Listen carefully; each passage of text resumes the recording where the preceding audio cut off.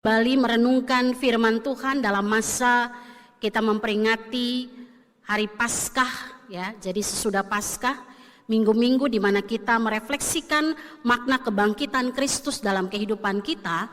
Dan hari ini kita kembali melihat tentang bulan kemarin. Itu kita awali dengan satu peristiwa yang terjadi di saudara-saudara kita yang berada di NTT. Ada satu badai yang saya juga baru dengar, itu namanya badai Seroja, ya. Itu cukup mengagetkan, ya. Dan angin yang datang dengan kecepatan yang begitu tinggi, dia bisa menyebabkan banjir, hujan yang deras, banjir, bahkan menghancurkan hampir sebagian besar kota yang ada di daerah NTT maupun di pulau-pulau yang ada di sekitarnya. Saudara, kita nggak bisa lihat secara kasat mata, ya, bagaimana bentuk angin itu.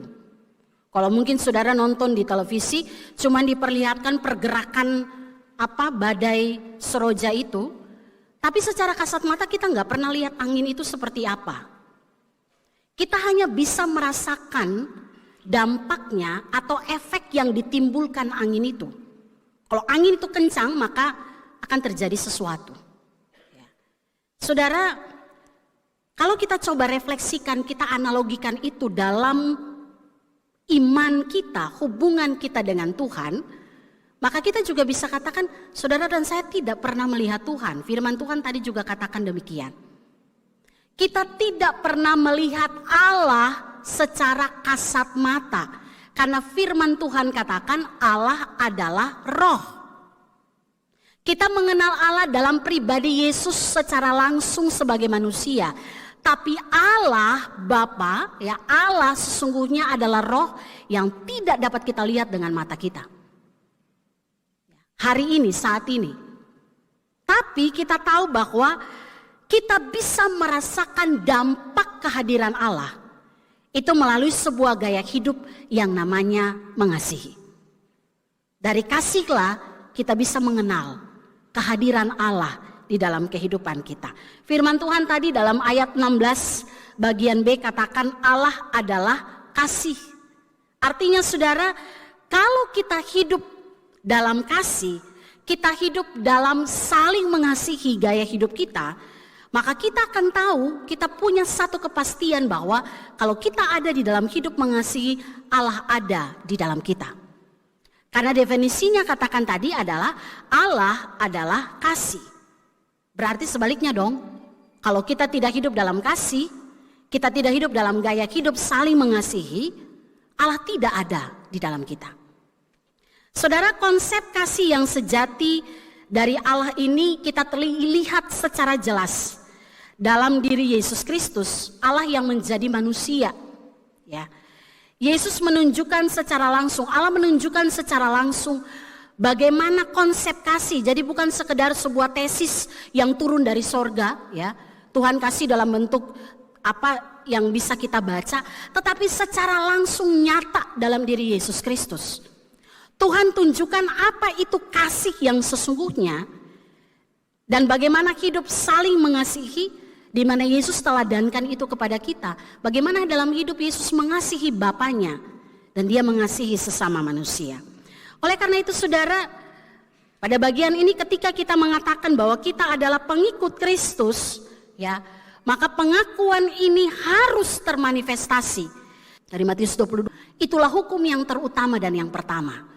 Dan hukum yang kedua yang sama dengan itu ialah kasihilah sesamamu manusia seperti dirimu sendiri. Pada kedua hukum ini tergantung seluruh hukum Taurat dan kitab para nabi.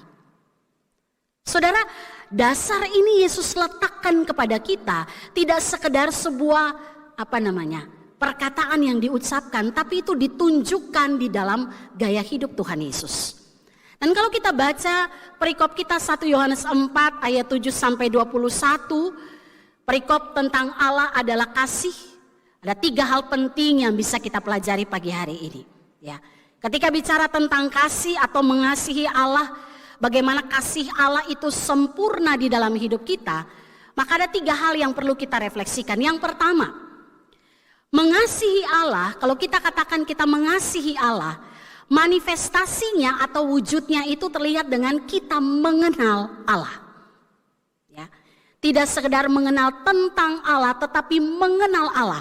Berarti ada keintiman yang kita bangun dengan Tuhan. Saudara perhatikan ayat 7 dan ayat yang ke-8 saya bacakan untuk kita. Saudara-saudaraku yang kekasih, marilah kita saling mengasihi.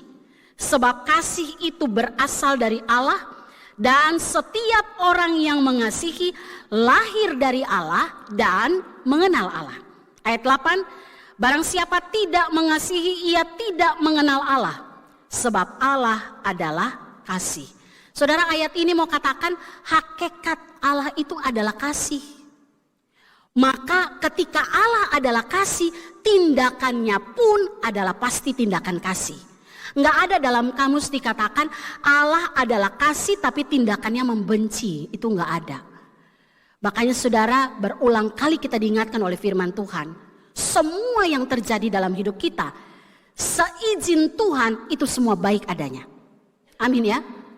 Mata kita mungkin memandang ini enggak bagus Tuhan, ini enggak baik. Saya enggak suka alami seperti ini.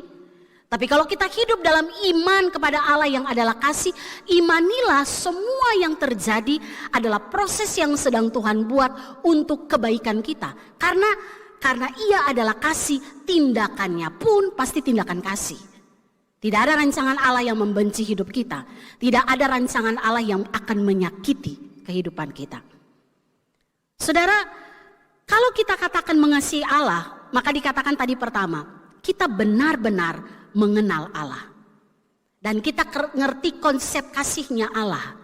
Kasih Allah itu dalam bahasa Yunani selalu dipakai kata agape, kasih tanpa syarat. Kasih yang selalu mengandung pengorbanan bagi orang lain. Saudara, kalau kita ngerti kasih tanpa syarat ya, kasih yang sejati dari Allah kepada kita manusia, maka kita benar-benar merefleksikan bagaimana hubungan kita dengan Tuhan. Salah satu bukti tindakan kasih Allah tadi saya katakan, Allah mengutus anaknya yang tunggal ke dalam dunia. Tadi ayat yang ke-10 katakan, ia mengutus anaknya sebagai pendamaian bagi dosa-dosa kita. Dan ayat 9 katakan supaya kita beroleh hidup. Minggu lalu kita bahas itu. Makna kebangkitan Kristus adalah kita dipindahkan dari maut kepada hidup.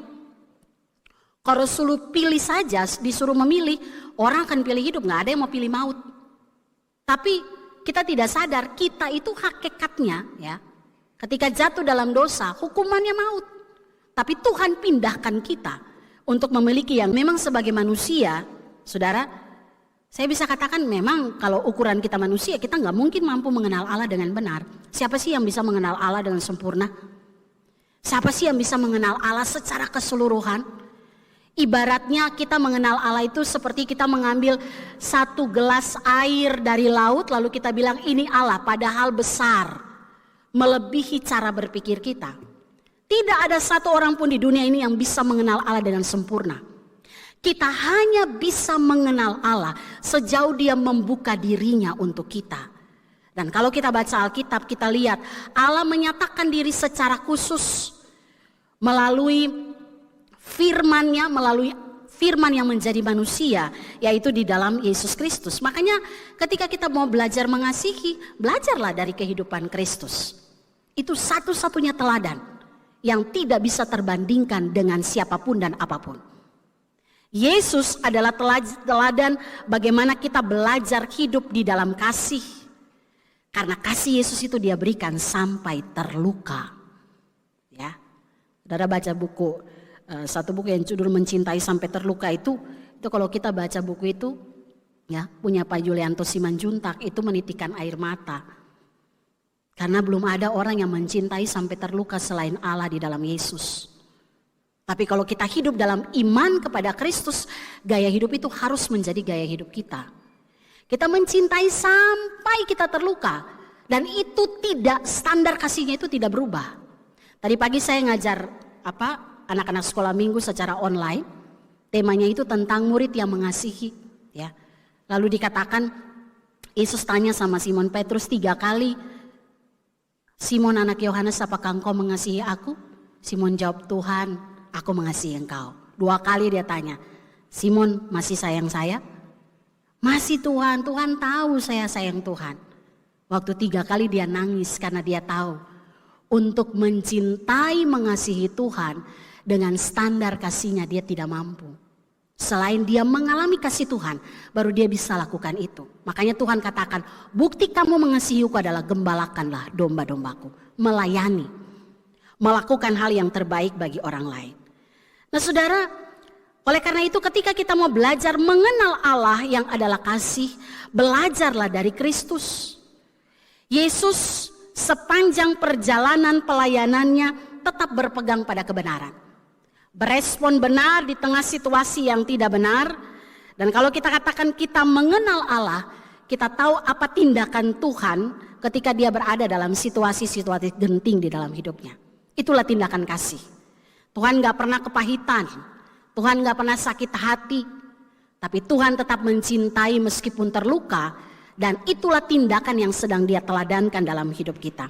Oleh karena itu saudara, untuk mengasihi Allah, manifestasinya adalah mengenal Allah. Kita harus belajar firman Allah. Tahu apa yang Tuhan lakukan dalam sejarah yang pernah terjadi, yang itu masih relevan sampai hari ini apa yang Kristus lakukan. Dan kita belajar bagaimana hidup sama seperti Kristus hidup. Jangan sampai kita mengatakan kita mengenal Allah tapi cara pandang kita berbeda. Ya, ada orang yang bilang mengenal Allah, dia bela Allah luar biasa, ya. Kesannya membela Allah tetapi melakukan tindakan kebencian dan tindakan dosa bagi kehidupan orang lain. Hal kedua saudara yang kita bisa pelajari dari 1 Yohanes 4 ayat 7 sampai 21 ini adalah mengasihi Allah selain manifestasinya adalah mengenal Allah. Mengasihi Allah juga manifestasinya adalah kita tetap berada di dalam Allah. Apa artinya? Mari kita lihat ayat yang ke-13 tadi. Firman Tuhan katakan demikian. Demikianlah kita ketahui bahwa kita tetap berada di dalam Allah dan Dia di dalam kita. Ia telah mengaruniakan kita mendapat bagian dalam rohnya. Saudara, mengasihi Allah, kalau kita katakan kita mengasihi Allah, maka kita akan tetap ada dalam atmosfernya Allah. Kalau saya bisa katakan demikian. Waktu kita katakan saya percaya kepada Yesus Kristus sebagai Tuhan dan Juru Selamat, maka firman Tuhan katakan kita diberikan karunia Roh Kudus. Roh Allah menuntun kita. Roh Allah menjaga seluruh keberadaan hidup kita. Roh Allah ada di dalam kita. Maka itulah artinya dia mengendalikan seluruh bagian hidup kita. Pertanyaannya saudara, ya, bagaimana kita tahu rohnya ada pada kita? Bagaimana kita bisa tahu bahwa kita sedang berada dalam atmosfernya Allah? Lihat bagaimana kita menjalani hidup. Apa yang jadi fokus kita? Kalau kita bilang begini, saya berada di dalam Allah. Rohnya ada di dalam hidupku. Saya berada dalam atmosfernya Allah. Lihat bagaimana kita hidup. Apa yang menjadi fokus kehidupan kita. Kalau orang mengasihi Allah, hidup di dalam Allah, maka fokusnya tidak akan mengarah kepada dirinya sendiri, tetapi hanya mengarah kepada Dia yang memiliki kehidupan kita. Bagaimana mungkin kita katakan roh Allah ada dalam diri kita, kita berada di dalam Allah, tapi kita berpaling dari Allah. Cara berpaling itu sederhana saja. Kita bilang saya mengenal Tuhan tapi gak pernah punya kehidupan doa yang benar dan teratur. Saudara bisa bayangkan ya, kalau kita hidup dalam keluarga, anak-anak gak pernah ngomong sama kita, itu sesuatu yang pasti ada hal yang salah. Kalau seorang anak dia tidak komunikasi dengan orang tuanya, pasti ada hal yang salah. Pasti ada keretakan.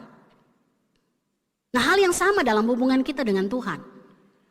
Kalau dalam menjalin hubungan dengan Tuhan kita gak pernah ngomong sama Tuhan, pasti ada yang salah dengan kita. Makanya gak bisa kita bilang mengasihi Tuhan, berada dalam Tuhan, tapi gak pernah ngobrol sama Tuhan. Tidak pernah berkomunikasi, membangun keintiman kita dengan Tuhan, baik melalui doa dan firman. Gak mungkin kita bilang roh Allah ada pada kita, tapi kita tidak punya gaya hidup mencari kehendak Tuhan melalui firman. Tinggalkan peribadatan, hidup terus dalam perbuatan dosa. Nah, mungkin orang yang seperti ini bisa berani berkata, dia ada dalam atmosfernya Allah. Orang yang berada dalam Allah dan roh Allah berdiam dalam dirinya, pasti dia punya gaya hidup yang benar. Hal yang ketiga saudara, mengasihi Allah manifestasinya adalah kita mengasihi anak-anak Allah. Kalau tadi dipakai bahasa mengasihi saudara. Saudara berarti bukan seseorang yang asing dalam hidup kita. Tapi kita mengasihi keluarga Allah, anak-anak Allah. Ayat 20 katakan tadi, jikalau seorang berkata aku mengasihi Allah dan ia membenci saudaranya, maka ia adalah pendusta. Karena barang siapa tidak mengasihi saudaranya yang dilihatnya, tidak mungkin mengasihi Allah yang tidak dilihatnya. Tanpa menjelaskan ayat ini, saya percaya kita semua mengerti apa yang dituliskan oleh Yohanes pada bagian ini. Gak mungkin kita katakan mengasihi Allah yang tidak kelihatan. Yang kelihatan aja gak kita lakukan. Kasih itu tidak nyata dalam hidup kita. Maka tanda seseorang mengasihi Allah, manifestasinya adalah wujud